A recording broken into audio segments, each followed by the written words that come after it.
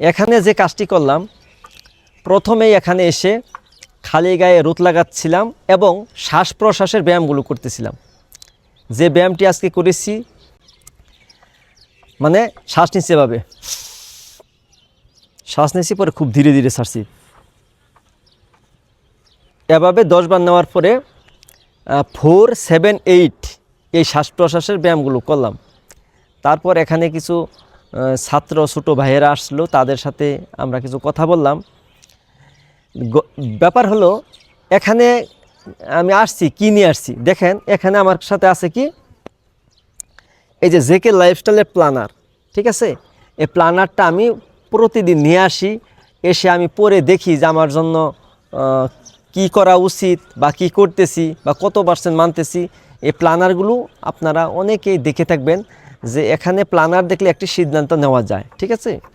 তারপরে আমার সাথে আছে কি, আমার সাথে আছে এই যে জেকে লাইফস্টাইলের বই, ঠিক আছে। এই যে বইটা আমি মানে গতকালকে পড়েছি, হ্যাঁ, আজকেও আমি বইটা পড়ব। এতে করে আমার কিন্তু অনেক কিছু জানা হচ্ছে, ঠিক আছে।